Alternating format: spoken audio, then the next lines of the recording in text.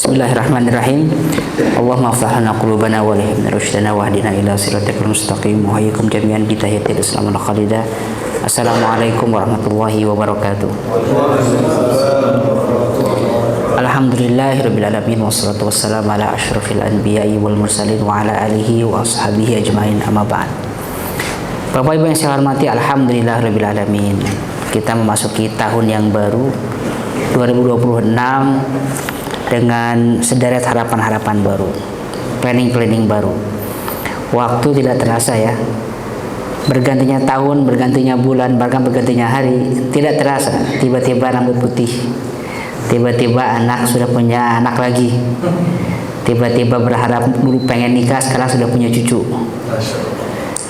Jadi waktu itu berjalan dengan sangat cepat. Makanya Rasul itu memberikan satu ilustrasi dunia ini, kata Rasulullah itu, kun fid dunya ka'annaka gharibun aw 'abil sabil. Jadilah kalian di dunia ini, hidup di atas muka bumi ini seperti orang yang asing, sedang datang aja berkunjung, aw 'abil sabil, atau orang yang sedang berjalan. Alam semesta ini saya baca dalam riset-riset berdasarkan berbagai versi ilmu astronomi, ilmu tentang geologi, mineralnya, diteliti itu sampai 7 sampai 9 miliar tahun yang lalu. Alam semesta ini, bumi relatif lebih baru, bumi ini mungkin sekitar 4 miliar tahun yang lalu muka bumi ini. Manusia berapa tahun yang lalu baru manusia itu, ratusan ribu tahun yang lalu manusia itu. Jadi kehidupan manusia di atas muka bumi ini sangat muda sekali dibandingkan usia bumi, dibandingkan usia alam semesta. Lalu kalau kita bandingkan dengan usia kita, lebih pendek lagi. Lebih pendek lagi. Usia kita 80 tahun, 90 tahun baru kemarin. Nanti saya akan ceritakan ketika Nabi Muhammad itu bertemu dengan Nabi Musa alaihissalam. Dia kami anak kecil Nabi Muhammad itu. Nabi Muhammad ketika hijrah Isra Mi'raj itu nanti kan sekitar usianya 51 tahunan ya. Nabi Musa berapa tahun? Nabi Musa itu meninggalnya 120 tahunan. Jadi udah tua sekali. Dibandingkan Nabi Muhammad SAW ya kayak anak kecil. Jadi usia manusia itu pendek sekali, Bapak Ibu yang saya hormati. Nah, di tengah-tengah usia yang pendek ini kita banyak masalah, kita banyak penderitaan, kita banyak tagihan, kita banyak pinjaman, apalagi online. Kita banyak orang yang nuntut, apalagi kalau soal rumah tangga. Wah, ruwet sekali kehidupan itu. Seperti kita sedang memegang sebuah gelas. Ini gelas ini, terima kasih Ari sudah menyediakan terus bagi saya. Enak minum ini, hangat ya. Gelas ini ringan Pak, ringan sekali. Di sini ada Bapak Ibu yang ada masalah tulang atau otot, kayaknya bisa mengangkat gelas ini semuanya. Sebagai Ustaz Farhan gagah ya. Ini ringan sebagai Ustaz Farhan. Ustaz Farhan bisa memegang gelas ini 1 menit Ustaz? Bisa. Boleh? Kalau 1 jam? Cangkir. Akan makin berat ya 1 jam ya. Kalau 10 jam? Makin berat lagi.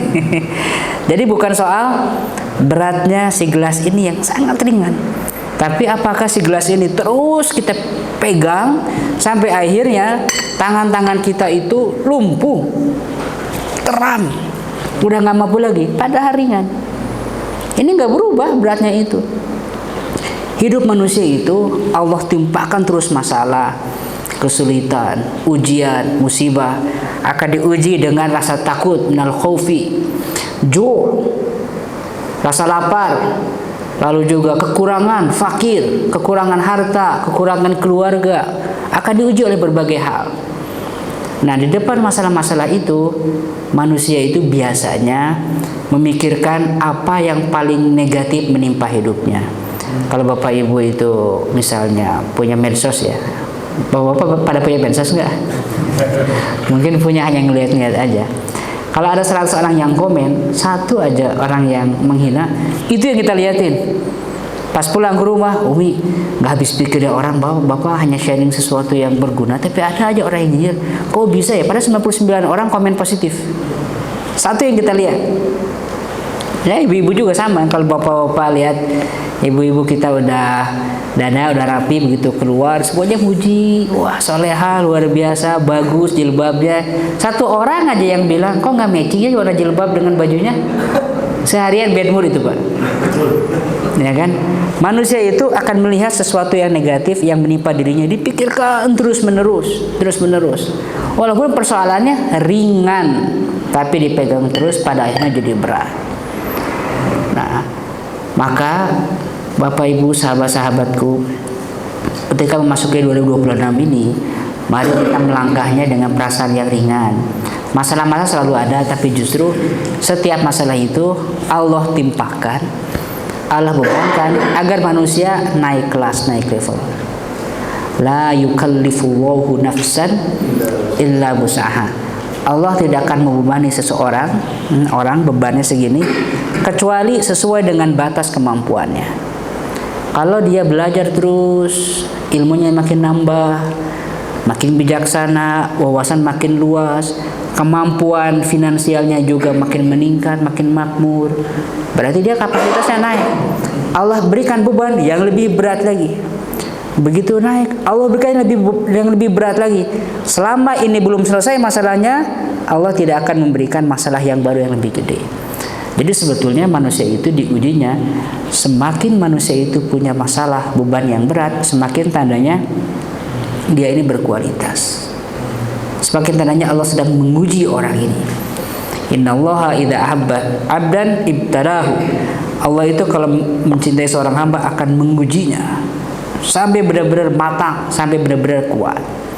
Nah, sekarang kita lihat Bapak-bapak, setiap orang ujiannya berbeda-beda. Setiap orang itu punya masalahnya rumit. Ada orang yang mobilnya bagus, rumahnya mentereng, tapi nggak pernah bisa menikmati rumahnya karena setiap hari bolak-balik ke rumah sakit dan dirawat.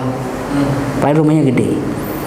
Ada orang yang sehat, nggak ada pantangan, makan apapun bisa lahap, gitu. Badannya segar, bisa sprint, tapi nggak punya duit untuk beli makanannya. Tiap hari harus puasa karena nggak ada bahan sembako, lapar. Ujiannya berbeda. Ada orang punya kekayaan, dikasih rezeki melimpah, dikasih rumah yang mewah, kendaraan pun nyaman, tapi jomblo, kasihan itu. Nggak ada yang mau. Ada yang mau menikah, punya anak-anak dikasih rezeki, anak-anaknya misalnya buka kerudung, lepas jilbab, pamer kemana-mana saya lepas jilbab. Menderita nggak itu kira-kira di rumahnya? Tapi misalnya punya kekuasaan, punya popularitas, jangan bayangkan tokoh tertentu ya. Maksud saya adalah tiap orang dikasih ujian berbeda-beda, Bapak Ibu. Tapi ada orang yang dikasih ujian, kalau kita mau bandingkan, ada orang ini yang ujiannya jauh melampaui kita semua. Manusia itu kadang-kadang perlu melihat orang lain untuk mengevaluasi dirinya.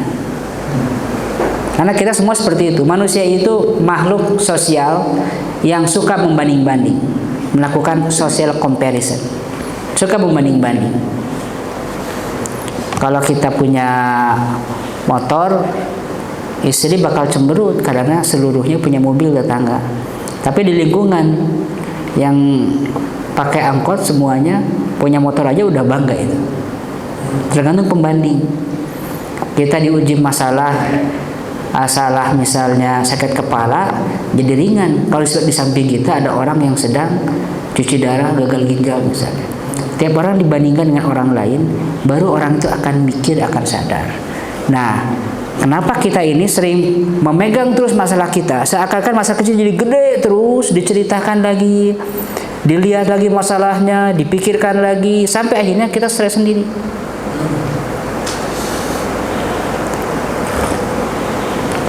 Sampai akhirnya kita stres sendiri, sampai akhirnya kita menjadi overthinking, kalau kata Rasulullah, ham wal hazan. Allahumma inni a'udzubika minal hammi wal hazan.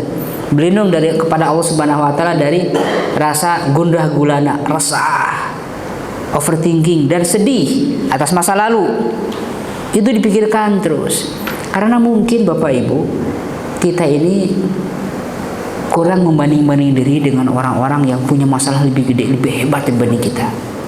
Nah, makanya momen 27 Rajab sebetulnya ini bukan sekedar bercerita apa sih fakta-fakta Nabi Muhammad Allah berangkatkan Isra dan Mi'raj, itu sederhana, apalagi kita sudah sering mengkajinya ya. Saya pun sudah pernah membahasnya kan di forum ini. Ya, saya itu udah khatam ini sirah kan seluruhnya ya. Subhanallah, khatam gitu. Nanti ada Ramadan, nanti kita relaunching season kedua Sirah Nabawiyah yang sangat profesional rapi nanti. Bapak Ibu nanti diundang, tinggal nonton di YouTube-nya, free. Biar bisa murojaah lagi. Kita sudah khatam dan saya sudah menyampaikannya. Jadi apakah kita nggak perlu membahasnya? Tetap penting. Kenapa? Karena yang namanya ilmu itu bukan sekedar tahu, tapi juga menyerap, mengamalkannya, mengingatnya ulang. Tazkir kalau dalam bahasa Arab ini. Inna zikro yanfa'ul mu'minin. Zikir itu akan bermanfaat bagi umat Islam. Anta muzakkir, Rasulullah itu adalah seorang pengingat. Karena orang itu udah dikasih tahu juga sekali, dua kali, satu kali, tetap aja lupa. Tetap aja lupa. Nah, maka momen setiap tahun itu positif sekali. Ada orang yang apaan sih setiap tahun peringati, udah tahu kan Rasulullah terbang ke sana, ngapain diperingati hijrah Muharram itu kan tahu dari Makkah ke Madinah. Iya, informasinya tahu, tapi makna-maknanya akan selalu ada yang baru, akan selalu ada yang berbeda. Nah, maka sahabat-sahabat Bapak Ibu, 27 Rajab hari ini diliburkan. Alhamdulillah, bersyukur. Itu rasa syukur sendiri. Mungkin bapak-bapak kurang ngerasain syukurnya libur Isra Mi'raj ini. Karena apa? Di luar negeri nggak ada yang libur. Jangan kan Isra Mi'raj, lebarannya nggak libur. Kalau kerja ya kerja, nggak bisa lebaran. Kalau Natal libur, tapi lebaran nggak libur. Itu anehnya ya, hipokrisinya. Nah, maka kita bersyukur libur, tapi libur pun kan bukan dipakai kajian, dipakai ke teater, dipakai jalan-jalan long weekend. Ala kuliah Bapak Ibu ada di masjid ini malam ini, di masjid untuk mengkaji, untuk belajar. Kenapa momen itu terjadi? Karena Rasulullah SAW itu di tahun-tahun menjelang tahun-tahun Isra Mi'raj itu punya masalah yang besar Bapak Ibu. Masalahnya tidak seperti masalah-masalah kita. Masalahnya bukan berhubungan dengan finansial, tidak berhubungan dengan masalah-masalah keluarga, tapi masalah-masalah dakwah semua. Lihat. Satu, Nabi Muhammad itu baru selesai diboikot 3 tahun. 3 tahun, singkat kata, setelah Rasulullah dakwah terus, akhirnya mereka sepakat memboikot Nabi Muhammad di sebuah teritori di Sy'ab Bani Hashim, di sebuah komplek perumahannya Bani Hashim. Nggak boleh ada yang ngasih makanan, minuman, dagang, jual ataupun beli. Bahkan kalau ada keluarga Nabi itu yang ke pasar, nggak boleh dilayani. Ngajak ngobrol, nggak boleh diajak ngobrol. La yukallimuhum, jangan berbicara dengan mereka. Kalau ada yang mau nyari jodoh, jangan kasih anak gadisnya atau anak laki-lakinya dijodohkan dengan keluarganya Nabi, nggak boleh. Itu kesepakatan orang-orang Quraisy. Sepakat mereka. Saya coba membayangkan kalau kita jadi keluarga Nabi saat itu, apakah kita menjadi orang-orang yang tenang wahai keponakanku Muhammad, atau tenang wahai sepupuku Muhammad, tenang wahai apalagi sepupu, keponakan, paman ya kalau Ali itu, tenang wahai pamanku, kami bersama engkau. Atau kita akan menjadi orang yang capek ya di sini wahai Muhammad, udah saya nggak mau ikut dengan kamu lagi, saya akan gabung aja karena saya juga lapar, keluarga saya perlu dikasih nafkah. Belum tentu kita kuat.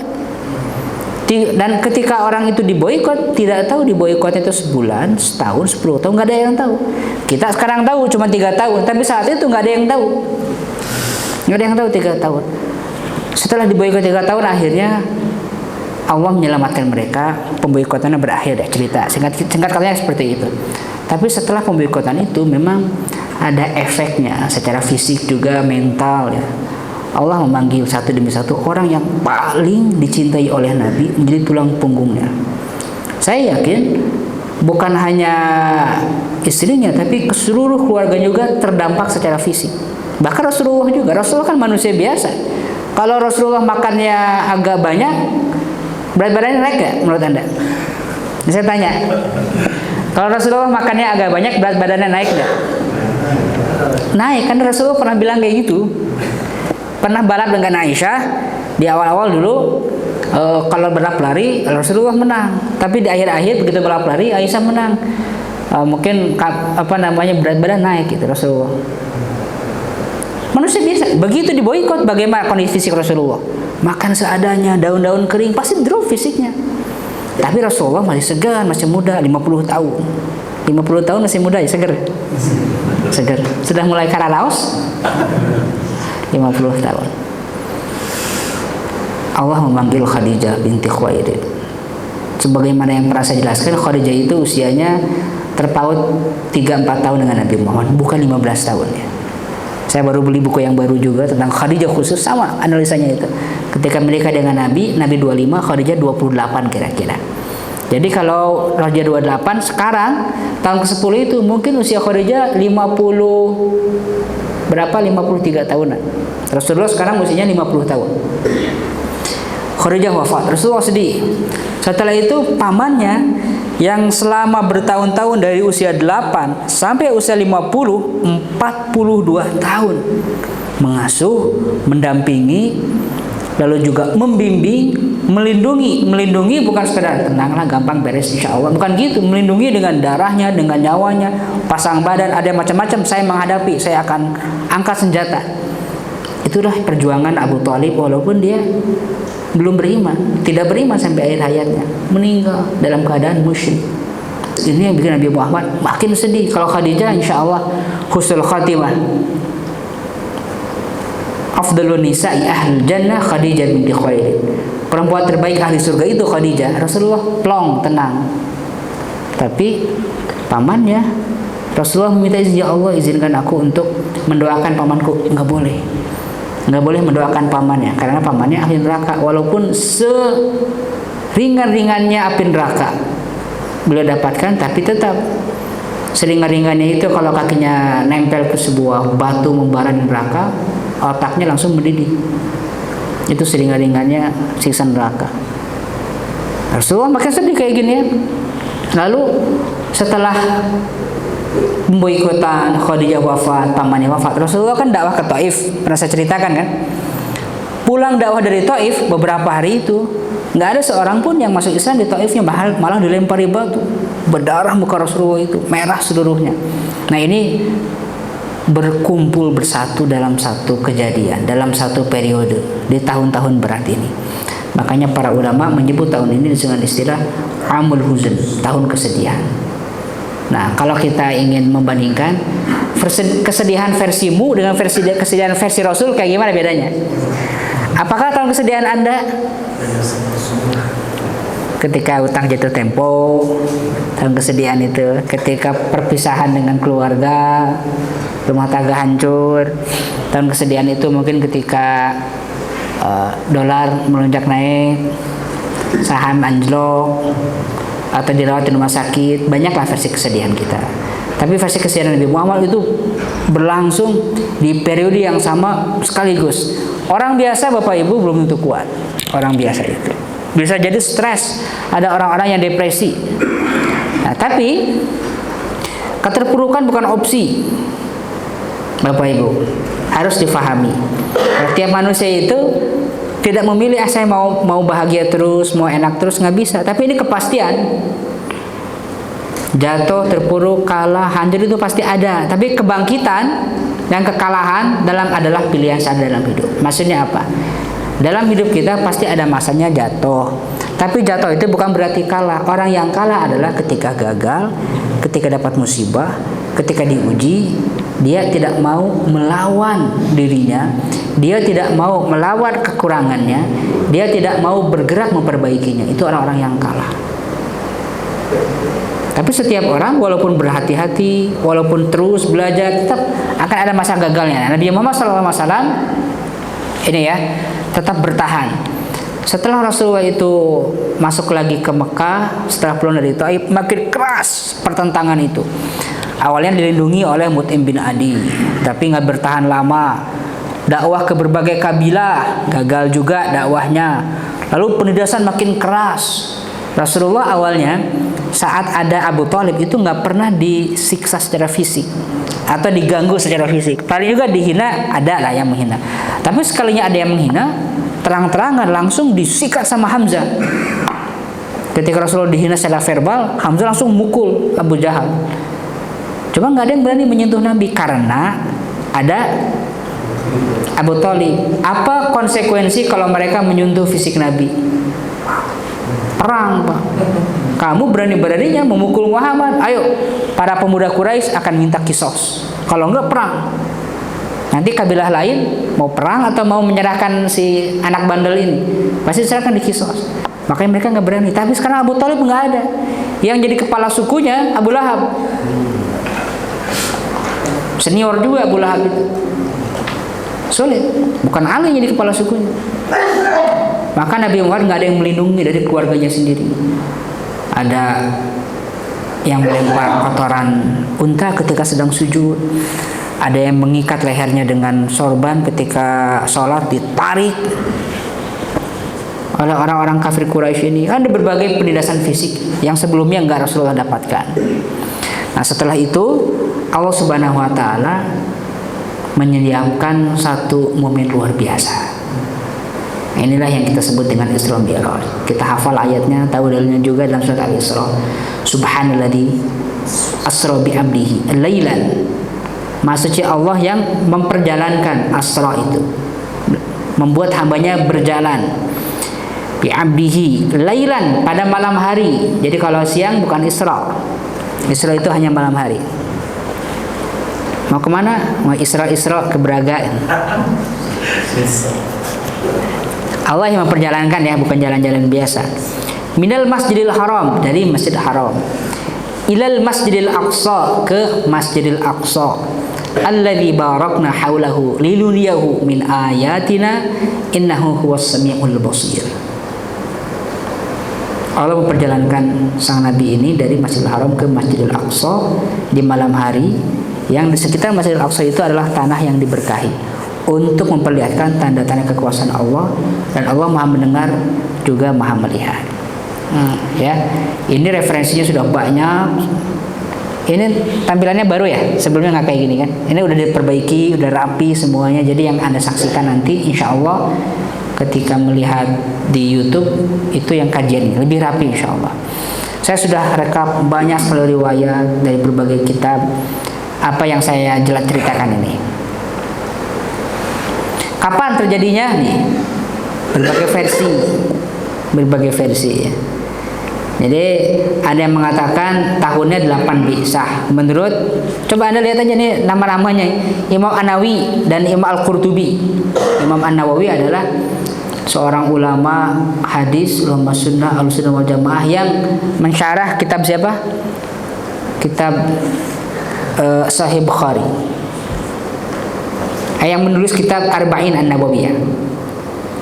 Imam An-Nawawi ini ulama besar. Imam Al-Qurtubi yang menulis tafsir dari Cordoba. Mereka berdua yakin bahwa Isra Mi'raj itu terjadinya pada tahun ke-8 Bi'sah. Berarti dengan cerita saya tadi nggak sinkron itu. Karena cerita saya tadi tahun ke-11-an, setelah tahun ke-10-an ya. Ada yang mengatakan Mansur Furi 3 tahun sebelum hijrah. Hijrah itu tahun 13 menuju 14. Ya, berarti kira-kira tahun 10 sampai 11-an. Tahunnya itu. Tanggalnya 27 Rajab. Ada versi yang lain 12 Bi'sah. Tanggalnya sama 27 Rajab. Ada juga yang 13 Bi'sah. Hanya beberapa bulan sebelum hijrah. Bulannya bukan Rajab, Rabiul Awal. Nah, jadi kembali kita pertanyakan, hari ini betulkah ini tanggal Isra Mi'raj Rasul? Betul. Ini kan baru lihat ini. Ini kajian ilmiah ini. Jawabannya kemungkinan besar. Dah gitu aja. Kemungkinan besar. Tapi nggak ada yang bisa memastikan, Bapak Ibu. Nggak ada satu teks spesifik. Aku hijrah aku Isra, lalu juga Mi'raj pada malam 27. Nggak ada yang spesifik seperti itu. Kalaupun ada, itu masih diperdebatkan, dibantah oleh ulama yang lain. Nah, jadi ada juga ulama yang bilang Rabiul Awal. Intinya Bapak Ibu, kita selalu ketika membahas tema-tema seperti ini tidak fanatik dengan angka, dengan tanggal. Termasuk Rabiul Awal ya. 12 Rabiul Awal. Saya ini lahir 12 Rabiul Awal. Waktu itu saya sangat antusias. Oh, alhamdulillah, mungkin ini titisan ya. Tanggal segini berarti akan menjelaskan sirah nabawiyah. Saya bangga dengan tanggal kelahiran saya. Ternyata belum tentu 12 Rabiul Awal. Yang lebih kuat tanggal 8, tanggal 9.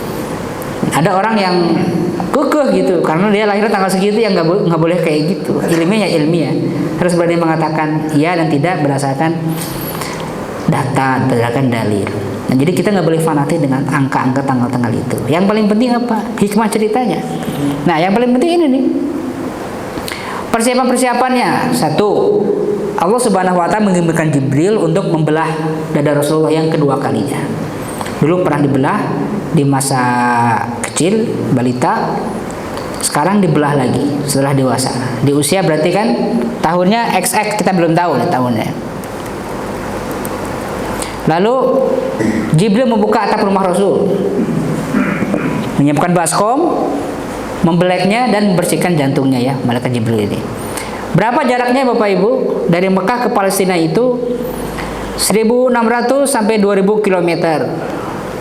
Ya tergantung rutenya, jaraknya. Tapi kalau hari ini sekitar seginian lah, 1.600 km.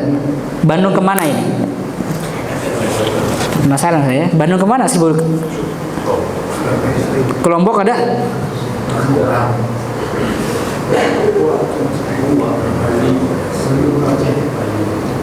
Lombok.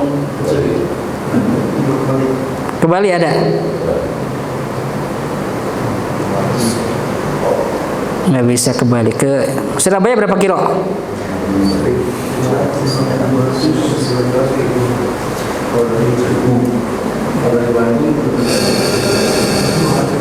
700 lah Surabaya itu. Berarti bolak-balik Bandung Surabaya, Surabaya Bandung. Nah, itulah jarak Makkah ke Palestina. Zaman dulu ya, tidak pakai KAI, pakai unta. Kalau sekarang bapak pakai kereta itu 10 jam, 20 jam itu. Lumayan cangkel 20 jam. Nah, ini perjalanan kaki. Kalau berjalan itu 50 km sehari, 1.500 saja itu bagi sebulanan. Jalan kalau perjalanannya pakai unta. 50 kilo itu udah jauh. Berhenti dulu, nggak langsung full. Kalau naik kuda sulit, nggak akan kuat kuda itu langsung sebulan full. Makanya unta lebih bertahan lama, bahan bawa muatan juga. Nah, ini perjalanan umumnya 60 hari ya, pulang pergi. Sebulan perjalanan pergi, sebulan perjalanan pulang. Tapi ini terjadi dalam satu malam saja. Makanya kalau sekarang kita bahasnya enak, kita orang beriman yang mempercayai. Zaman dulu ini nggak masuk akal semuanya, orang-orang pada bingung melihatin ya. Kendaraannya buruk. Buruk kayak gimana? Makhluk yang punya sayap seperti keledai kecil. Bentuk aslinya kita nggak tahu, nggak pernah lihat. Dari Mekah transitnya di Masjidil Aqsa di Palestina ya, menuju langit ketujuh Sidratul Muntaha. Ini resume kesimpulan perjalanannya. Siapa buruk? Berwarna putih, tubuhnya bukan lebih bear, lebih besar dari keledai, tapi sekecil bigol, anak kuda. Kukunya terlihat jelas di setiap ujung jemarinya. Kukunya kuat. Saat dinaiki dia meringkik. Ada yang pernah naik buruk nggak sebelum Rasul? Ada. Hah? Bukan pesawat. Sebelum Nabi Muhammad ada yang pernah naik buruk nggak? Si buruk ini pernah dinaiki nggak? Pernah. Pernah. Kenapa? Karena ketika dinaiki Rasul, buruknya ini meringkik. Gimana? Nggak tahu lah meringkiknya. Meringkik buruknya. Terus sama Jibril tegur, yang sopan kamu. Yang akan naik ini adalah makhluk paling mulia sejak kamu berfungsi gitu. Dibanding semua yang pernah menaiki kamu, ini yang paling mulia, berarti pernah dinaiki. Nggak tahu oleh siapa, oleh malaikat mungkin atau siapa, nggak tahu. Jadi Jibril menegur buruk. Ini hadis sahihnya ya. Jibril mendatangiku bersama seekor buruk, seekor bukan seorang, bukan sebuah, seekor. Berarti binatang. Binatang berwarna putih, tubuhnya lebih besar dari keledai tapi lebih kecil dari anak kuda. Nah, ini. Rasulullah berangkat dengan kecepatan. Nah, saya kalkulasi tadi jarak ya. Jarak ya 3-5 km per detik. 3-5 km per detik. Just langsung nyampe. Sekarang bisa nggak kayak gitu? Bisa, kapal jet kan? Kapal jet. Nah, sekarang sebetulnya gini Bapak Ibu ya. Cara memahami hadis ini jelas. Pertama iman ya. Ya yakin nggak Bapak Ibu? Jangan-jangan nggak yakin. Nggak mungkin Ustaz katanya. Saya percaya Rasul itu Nabi tapi ini mah kayak mustahil. Gini Bapak Ibu ya. Satu, fondasi kita iman. Yang kedua, kan kita berusaha juga mencari gimana ya. Boleh nggak kita mempertanyakan how gimananya? Boleh. Nah, coba kita bandingkan dengan karya manusia yang penuh dengan dhaif, insan dhaifa, jahula, bodoh manusia itu. Dan Allah mensifati manusia itu tentang ilmu kita nih. Kita itu bukan warga Taman Mutiara. Kita ini Elon Musk. Ilmu kan manusia juga kayak kita. Ilmunya Elon Musk, ilmunya perusahaan SpaceX, ilmunya perusahaan militer Amerika. Kata Allah tentang orang-orang yang paling pintar ini, wa ma utitu minal ilmi illa qalilan. Tidaklah kalian diberikan ilmu kecuali sedikit saja. Itu yang udah canggih-canggih. Nah, orang yang canggih-canggih dan ilmu sedikit itu sudah bisa menciptakan pesawat jet yang dari New York ke Jakarta hanya dalam hitungan jam. Satu malam, hanya beberapa jam. Sudah bisa menciptakan pesawat jet. Sudah, jangankan situ. Yang di sini aja kemarin bisa bangun bus 300 kilo Jakarta Bandung setengah jam gitu. Jakarta Bandung setengah jam. Nanti dengan kereta seperti itu ke Surabaya paling cuma 3 jam Pak. Itu bisa ya. Infrastruktur manusia yang dhaif, jahul, diberikan ilmu sedikit. Nah, ini kan bukan manusia. Jadi kalau kita mau beriman, penjelasan tentang how-nya pun bisa kita jelaskan. Ini Allah Subhanahu wa taala, teknologinya dari malaikat dan makhluknya itu Allah siapkan, maka sangat masuk akal. Sangat masuk akal. Zaman dulu orang nggak kepikir gimana Nabi Nuh alaihissalam bikin kapal segede gitu. Sekarang kapal yang dibangun manusia bisa jadi lebih gede dibanding pesawat kapal Nabi Nuh alaihissalam, lebih gede bisa jadi. Maka ilmu pengetahuan itu makin lama akan makin menunjukkan ayat-ayat Allah, tanda-tanda kekuasaan Allah. Ilmu pengetahuan itu berangkat dengan boroknya, lalu diikatkan boroknya itu di dinding, di reruntuhan dinding Masjidil Aqsa itu. Ini kan sejak zaman Nabi Sulaiman ya, Masjidil Aqsa itu sejak zaman Nabi Sulaiman, lalu dihancurkan oleh para penjajah dari Babilonia.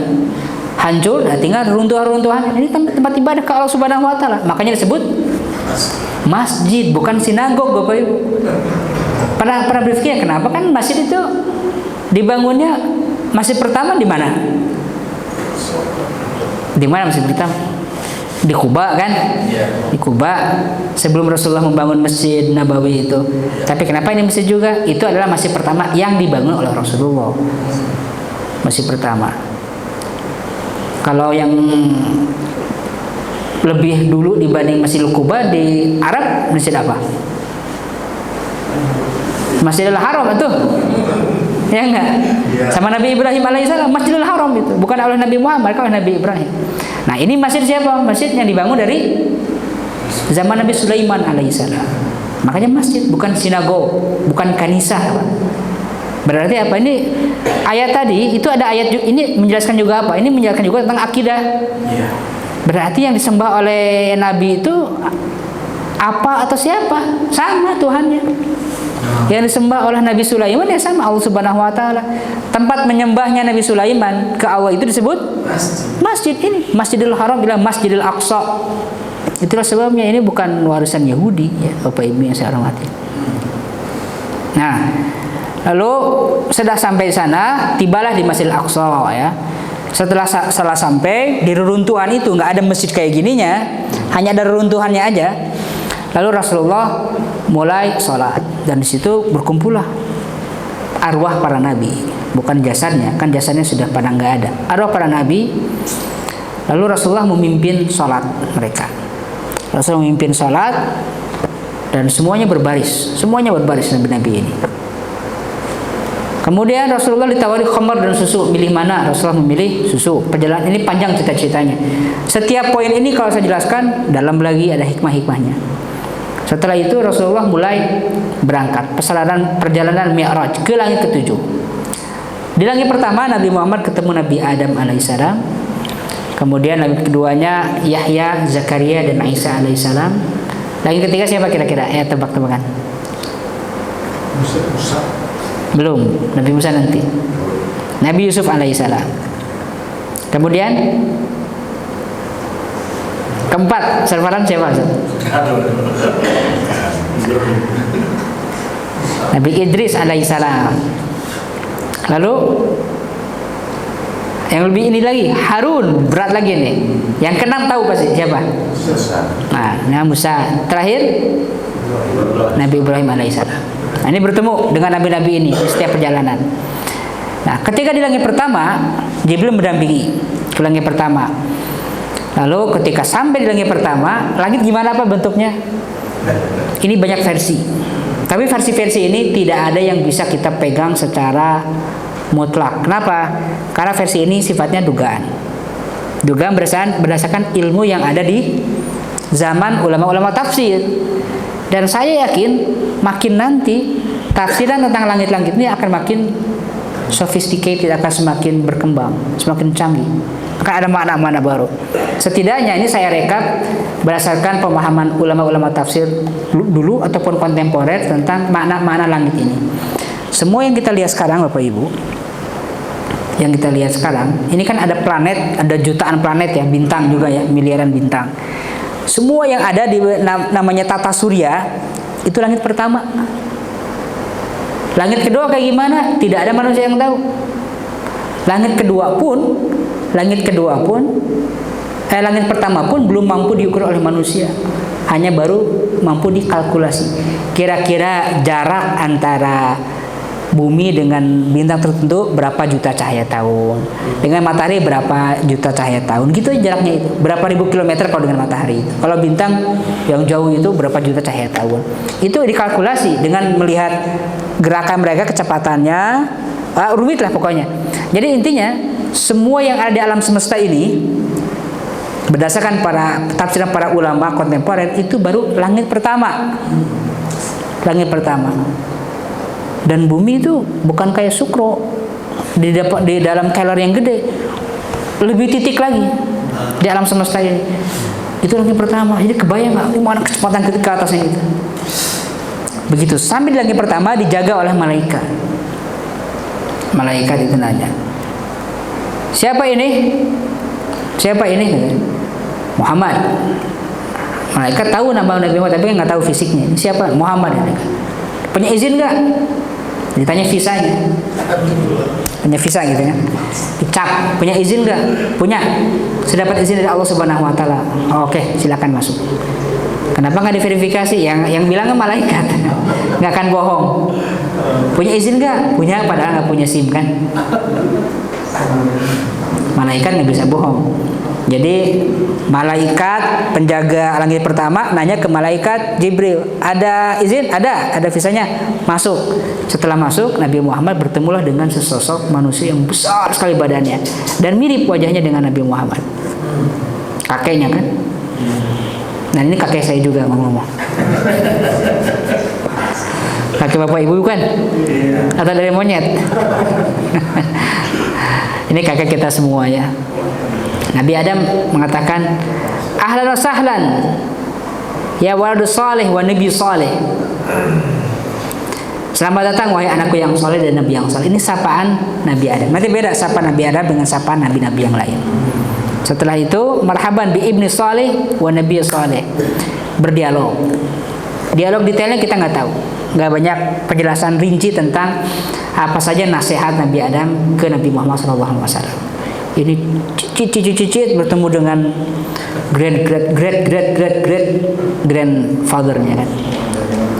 Nah, setelah itu sama, yang kedua juga sama. Jibril naik ke atas bertemu Nabi Isa alaihissalam. Nabi Isa berwajah kemerah. Nanti aja deh kalau gitu ya. kita lanjutkan insya Allah pada Isya. Assalamualaikum warahmatullahi wabarakatuh.